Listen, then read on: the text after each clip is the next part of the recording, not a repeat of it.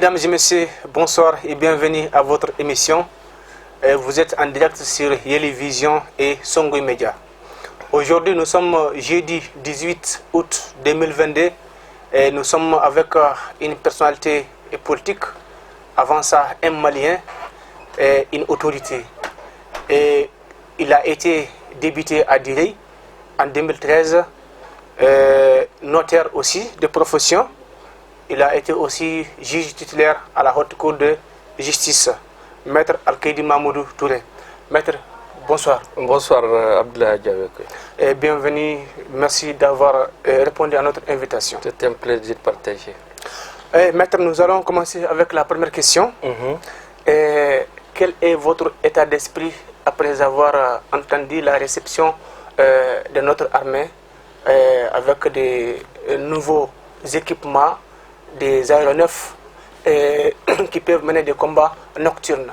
Quel est votre état d'esprit? Est-ce qu'il y a d'espoir? Bon, il y a toujours de l'espoir. Je crois qu'aujourd'hui, toute personne avisée doit savoir quand même que les choses ont changé. Ne serait-ce qu'un Malien, un Africain puisse tenir tête à la France et refuser de collaborer avec la France, qui était pratiquement le pays à tout faire pour toute l'Afrique occidentale. C'est déjà, il y a eu un changement. Maintenant, les changements sont venus parce que l'armée a été équipée. Parce que tous les problèmes que l'armée avait, c'était des problèmes d'équipement. Si aujourd'hui, il y a eu des nouveaux aéronefs qui peuvent travailler de manière nocturne, parce que apparemment les djihadistes attaquent à des heures nocturnes, ça ne peut être qu'un grand soulagement, un grand motif d'espoir, un grand motif de satisfaction pour tout Malien. Je dis pour tout Malien, parce que je me demande encore si nous sommes tous des Maliens. Parce que tout le monde doit être fier de son pays. Quelles que soient les difficultés qui existent entre les hommes politiques, aujourd'hui, on doit s'entendre sur une chose. Nous défendons tous la même cause, le relèvement du Mali.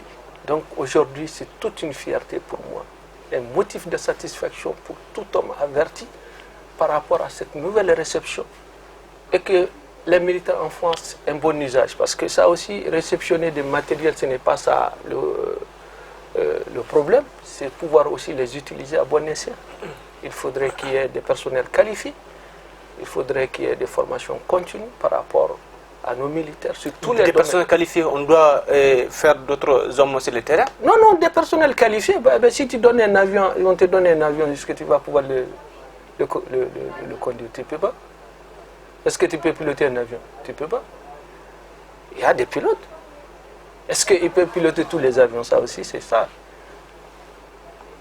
Les avions de guerre aussi, ça c'est autre chose. Donc il faudrait, c'est pour cela que j'ai dit un personnel qualifié. Que ce soit un personnel d'appui extérieur ou c'est un personnel de machin de l'intérieur, de parmi nos militaires. L'essentiel, c'est en tout cas qu'il soit utilisé à bon escient. C'est tout. On les accompagne avec des bénédictions parce qu'aujourd'hui, on est obligé. Parce que le Mali est en train de suivre une trajectoire. Si elle dévie, c'est fini. Le Mali va disparaître. Donc aujourd'hui, on est obligé de souffrir. On est obligé d'accepter les coups. Maintenant, que les gens disent que la France était tout notre problème, c'est vrai. Mais si le fait que la France parte aussi, les problèmes ne vont pas finir. On doit pouvoir oublier aujourd'hui la France et nous occuper, nous, de nos problèmes. Parce que la France nous fasse des coups, ça c'est normal. Mais d'autres pensent que le départ de la France, après ça, je n'ai pas dit le contraire. Mais je n'ai pas dit qu'on ne va pas vivre. Mais tu crois qu'on va vivre en nous couchant sur nos lauriers? Non. On n'a rien réussi. On a réussi le départ de la France, qui pour nous était notre problème. Mais tu crois que notre problème? Mais le problème du Mali, c'est la France. Ça c'est toujours connu. Moi, je leur ai toujours dit, mais moi, je ne suis pas des gens qui souhaitent peut-être que la France parte à un moment donné. Je ne l'avais jamais souhaité. Ce que j'ai souhaité, c'est que la France fasse au moins ce pour lequel elle était là. Mais en 2012, avec l'intervention française, beaucoup de Maliens étaient contents. On voyait la joie sur plusieurs visages. C'est normal. Parce que nous avons estimé que la France était venue pour nous aider et nous aider franchement. Parce que c'est le secret de Polichinelle. On avait besoin d'un appui aérien et de renseignement. Sinon, que des militaires français viennent combattre par voie terrestre, ce n'était pas prévu là-dedans. C'était juste le renseignement et l'appui aérien. Maintenant, si malgré tout, ils ont emporté des militaires qui ont travaillé avec nos militaires, mais soyons raisonnables. C'est nos militaires qui ont de machines libérées qu'on a, qui ont libéré Tombouctou, qui ont libéré Gao. Bien sûr, il y a des militaires français avec eux, mais c'est eux qui sont devant. Mais pourquoi arriver à Gao les empêche d'aller à Kidal? Si la France était venue réellement pour l'intégrité territoriale du Mali, parce que toute la question est là.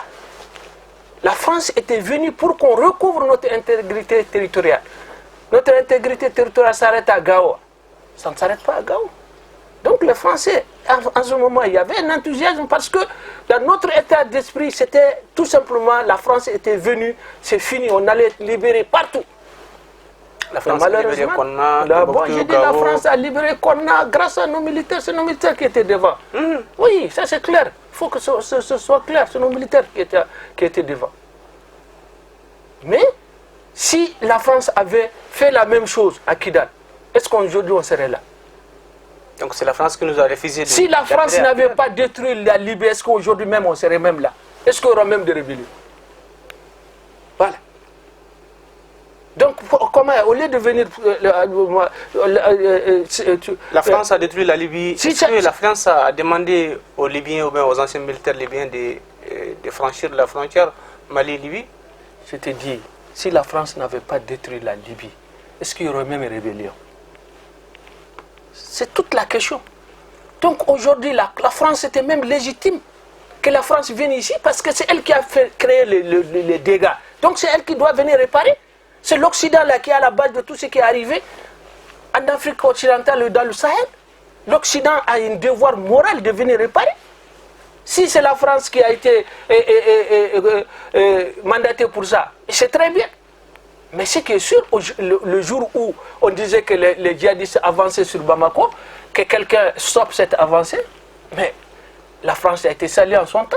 Mais c'est parce qu'au fil du temps, les choses ont changé, les manières de fonctionner ont changé, les manières de collaborer ont changé, que les gens sont retournés contre la France. Sinon au départ, si ça pouvait continuer dans la même logique que ce qui s'est passé à Konna jusqu'à Gao, mais je crois qu'aucun Malien n'allait insulter la France ni les Français. Et aujourd'hui, on n'insulte pas les Français parce que les gens confondent. Le peuple français n'a aucun problème avec le peuple malien. Nous avons des problèmes avec des dirigeants insouciants et irresponsables. Non, ils sont irresponsables. Ils sont irresponsables. Parce que moi, je ne vois pas en vertu de quoi Macron se permet d'insulter nos autorités, quelles qu'elles soient. Si c'est pour un problème de coup d'État, il y a un coup d'État au Tchad. Pourquoi on insulte nos autorités? Pourquoi Parce que nous, c'est eux qui sont devant nous aujourd'hui. Après Dieu, c'est eux.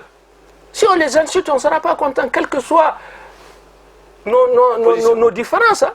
Parce que c'est ça le problème. C'est là où je ne comprends rien. Parce que quelles que soient nos positions, nos différences aujourd'hui, on ne doit pas accepter qu'on insulte nos dirigeants. Parce que si on les insulte, c'est nous qui sommes insultés. Si on les trimballe, c'est nous. Si ils sont humiliés, c'est nous qui sommes humiliés derrière. Parce que nous n'avons rien à regarder qu'eux. D'accord. Et honorable, après ça, nous avons vu le 9 août passé, à Diré, il y a une grande marche pacifique pour dénoncer la mauvaise qualité des réseaux téléphoniques Move Africa Mali et Orange Mali. Alors que depuis 2012, Diré vit une insécurité totale. Il n'y a jamais eu une marche. Comment est-ce que vous voyez cette marche pacifique qui a eu lieu à Diré et comment vous la qualifiez? De bonnes initiatives. Mais je dis ici, les gens de Diré n'ont pas marché pour dénoncer l'insécurité. C'est parce que je dis que les populations de Diré ne sont pas habituées à l'opposition. Ce n'est pas des populations qui sont habituées à la pratique de l'opposition. Si ce n'est pas en 2013, il n'y a jamais eu opposition à Diré. En 2013, qui a amené cette opposition? En 2013, Maître El-Kédi était député à l'Assemblée nationale au compte de l'IRD. L'IRD était resté dans l'opposition. Je suis resté dans l'opposition jusqu'à la fin du mandat. Avant cela, il n'y avait jamais eu d'opposition. Jamais, il n'y aura pas de... Mais moi, je ne serai plus de l'opposition encore d'ailleurs. Et pour quelle raison je vais aller de l'opposition? Parce qu'on va dans l'opposition là où les règles là sont respectées. Un pays dans lequel les règles sont respectées. Mais un pays dans lequel les règles ne sont pas respectées, tu es obligé de chercher une couverture et rester avec eux. Ça n'empêche pas quelqu'un d'être logique. Donc, Diré n'est pas un cercle d'opposition, par nature. Maintenant, tous les leaders, la majorité des leaders, pratiquement les 2/3, sont avec le pouvoir, avec tous les pouvoirs. Si aujourd'hui il n'y a pas de majorité d'opposition, aujourd'hui ils sont avec les militaires. Et s'ils sont avec les militaires, c'est justement pour défendre leurs intérêts personnels. Qui imposent le ministre, qui impose le directeur, qui impose le chef de projet, ainsi de suite. Donc ils ne vont pas rentrer dans une logique pour se faire montrer par rapport à quoi que ce soit. Parce que quand on dénonce l'insécurité, on va dénoncer un problème de gouvernance et de mauvaise gouvernance. Maintenant, pour ce qui est de Orange Mali et de Move Mali, ça c'est logique, parce que là c'est leur survie qui y dépend. Ça c'est clair, c'est leur survie qui y dépend. Les réseaux sociaux? Non, c'est leur survie. C'est pas pour les réseaux sociaux qu'ils défendent Move Africa ou autre. Non, non, non, c'est pas pour venir s'insulter sur les réseaux sociaux. Non, non.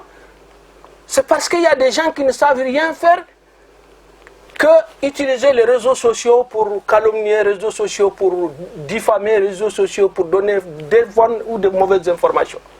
Il y a aussi mais en dehors de tout ça, c'est des populations pauvres.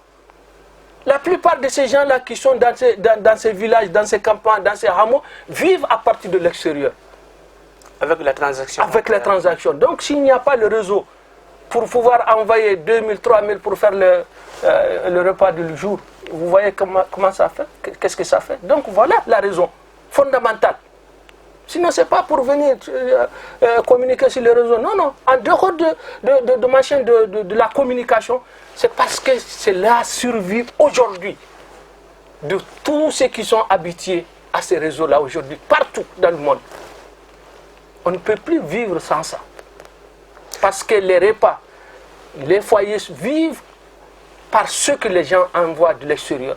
Voilà la raison fondamentale. Maintenant, j'ai dit la sécurité, il ne faut jamais en parler. Pourquoi? Parce que quand tu parles de sécurité, seulement tu parles de gouvernance. Gouvernance comment? Tu vas toucher aux autorités ou mais absolument, à la préfecture? Absolument. Absolument, tu vas parler de gouvernance. C'est la mauvaise gouvernance. Tu es obligé de dénoncer une mauvaise gouvernance par rapport à l'insécurité qui grandit à dire. Mais nous, on avait dit ça avant. On avait défendu avant. La première fois qu'un contingent militaire a fait plus de 3 mois à Diré, c'est quand j'étais député. Je suis parti au ministère, j'ai défendu, ils ont amené un contingent. Vous-même? Moi-même, qui a fait 3 mois à Diré, quand on avait attaqué à Diré. Oui. Et chaque fois... Mais vous continuez toujours à faire cela? Mais nous, ce que nous faisons là, nous ne le faisons même pas pour quelqu'un. Nous ne faisons pas pour qu'on dise qu'on a fait. C'est notre quotidien. Défendre les populations, c'est notre quotidien. Défendre les Maliens, c'est notre quotidien. On ne le fait pas pour quelqu'un. Quel que soit l'endroit où ça se passe, on le dénonce chaque fois qu'on a l'occasion. Maintenant, à dire des politiciens qui ne s'entendent pas, des politiciens qui ne peuvent rien faire ensemble, ils ne connaissent même pas ce que c'est que défendre les intérêts de la population. L'intérêt général, ce n'est pas le problème. Leur seul problème, c'est leurs intérêts personnels. C'est tout. Chacun défend son côté. Et même quand il y a un responsable, qu'il soit député, qu'il soit maire, mais ceux qui sont avec lui, mais qu'ils fassent bonne gouvernance ou mauvaise gouvernance par leurs problèmes, ils ne dénonceraient jamais, tant qu'ils peuvent rester à côté de lui et bénéficier de ses bienfaits. Voilà l'esprit de Diré. Et d'accord, la majorité. Ce n'est pas eux tous. Il y a des gens qui s'opposent comme moi. Mais opposants, il y en a quelques-uns. Opposants à Diré? Il n'y en a pas. Un seul opposant? Un seul opposant de tout le temps. De tout le temps? De tout le temps. Ok, d'accord. À Diré, les politiciens, vous ne vous entendez pas. Est-ce que ce n'est pas cela qui a fait de sorte qu'il n'y a jamais eu de marche pacifique ici à Bamako par les ressortissants politiques, société civile, jeunesse, contrairement aux ressortissants des autres localités? vous n'avez jamais marché, ni appelé les journalistes à travers une conférence de presse, dénoncer l'insécurité qui gangrène à Diri. Mais je te dis que c'est les leaders politiques qui doivent faire. Les leaders politiques sont toujours affidés au pouvoir en place. Vous croyez qu'ils vont le faire? Ils ne le feront pas. Les leaders politiques, vous parlez de vous-même, non? Mais je te dis, moi là, je suis une exception. Vous faites l'exception. Moi, je suis une exception. Moi, est-ce que je ne suis pas avec les militaires? Mais c'est pour ça que je ne veux pas dénoncer ce qui n'est pas bien. Mais elles ne le feront pas parce qu'ils cherchent une place. Moi, je ne cherche pas de place là. Moi, je ne cherche pas de place. Hein. Je ne cherche aucune place. Mais quelle place moi je vais chercher? Je ne cherche pas être ministre. Non. Pour quelle raison je vais être ministre? Est-ce que le Mali n'a plus de cadres? Il y a des cadres 10 fois plus valables que moi pour être ministre. Laissons la place à ceux qui méritent la place. C'est parce que tout le monde veut être ministre et tout le monde est ministre qu'on ne va pas s'en sortir. N'importe qui ne doit pas accepter. Il y a des fonctions, quand on te les donne, il faut les refuser. Parce que tu n'as pas la capacité, les compétences. Voilà. Mais malheureusement, tout le monde veut être ministre. Mais même lui, à Bouakar Tabagor, si tu lui dis d'être ministre, il va accepter. Mais lui, ministre, il va nous dire quoi? Il va nous faire quoi? Il va faire quoi pour le Mali?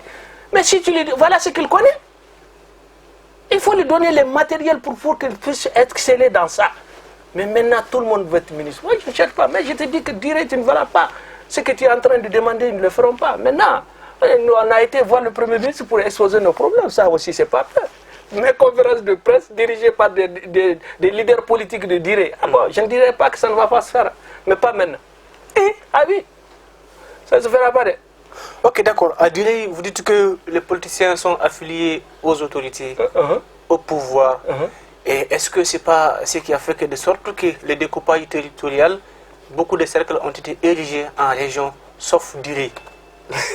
J'ai dit, si c'est une question de cadre, le directeur général des collectivités, c'est Abdraman Sissé, il est de Diré. Est-ce qu'il ne voudra pas que Diré soit érigé en région? Bien sûr que oui. Est-ce qu'il ne voudrait pas, il ne voudrait pas que Diré ait des cercles?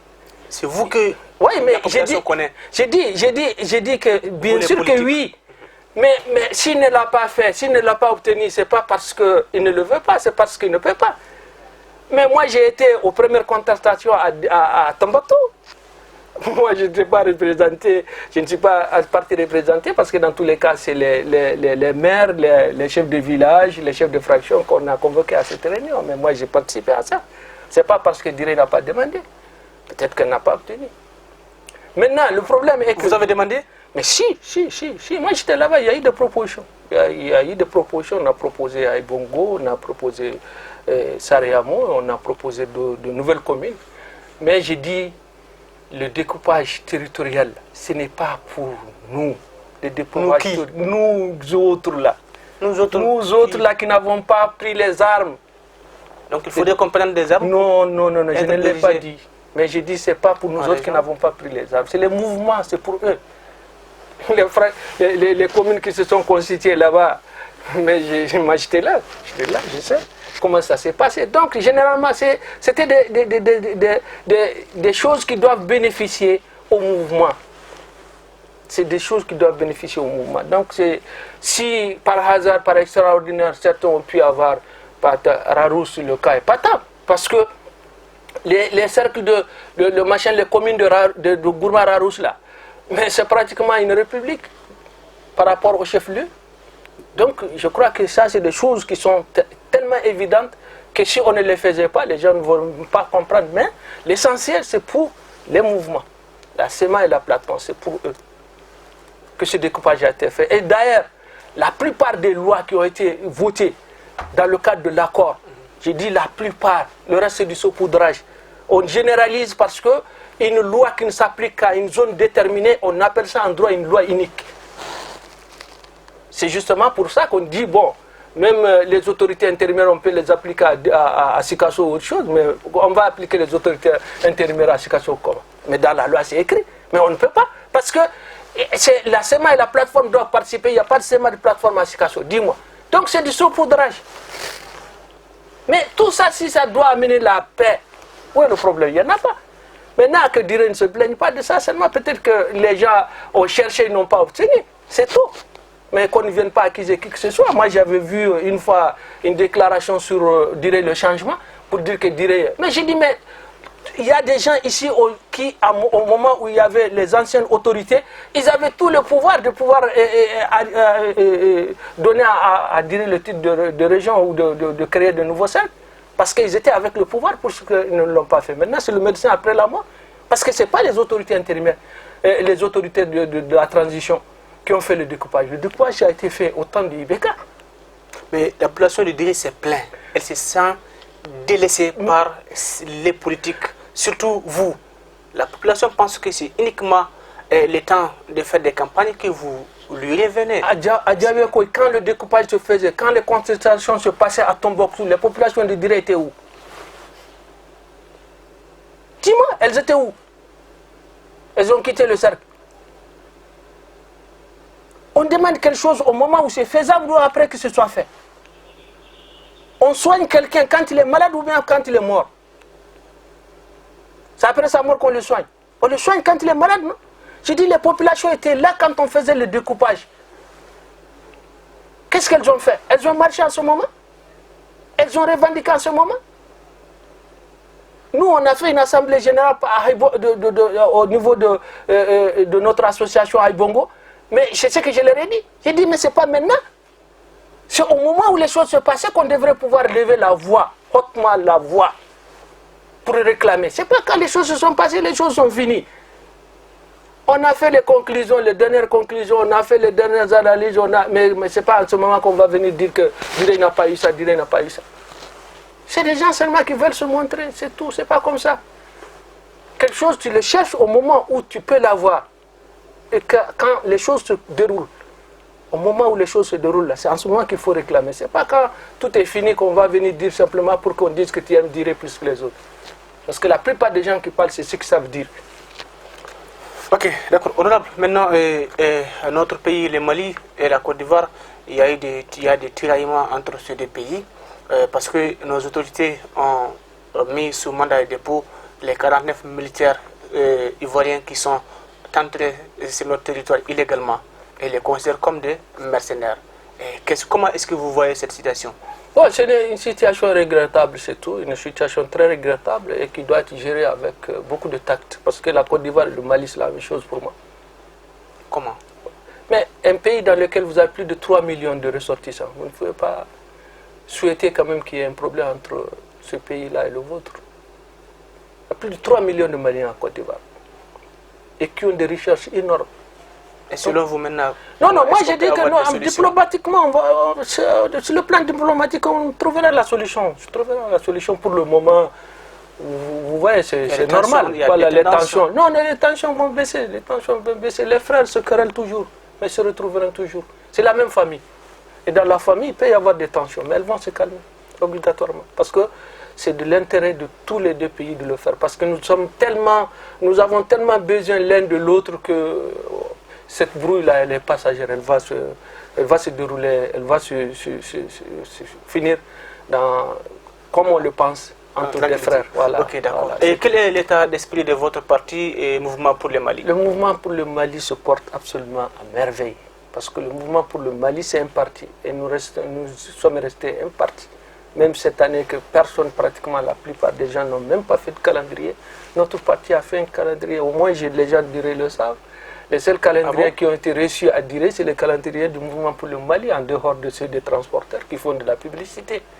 Donc notre parti se porte à merveille. Dans tous les cas, tel que les choses se passent, on est obligé de rester comme ça parce que s'il y a des activités, on participe. On a participé à l'élaboration de la loi électorale.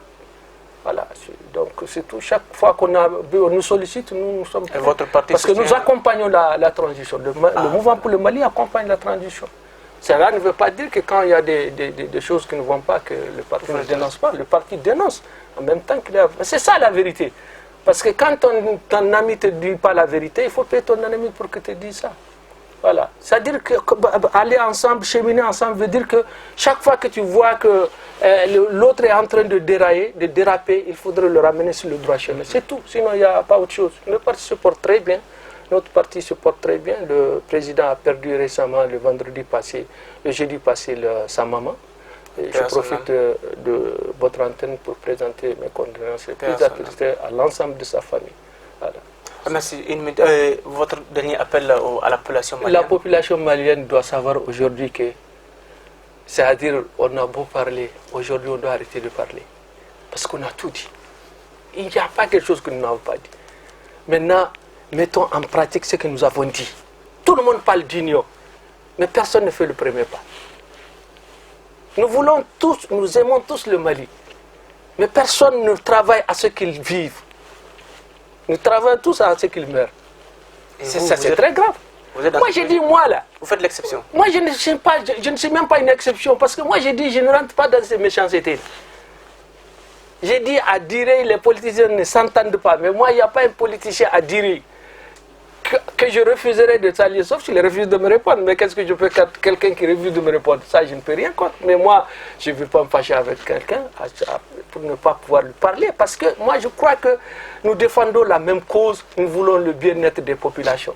Et cela, on ne peut pas chercher à mettre en place un système pour le bien-être des populations que nous ne puissions pas nous parler.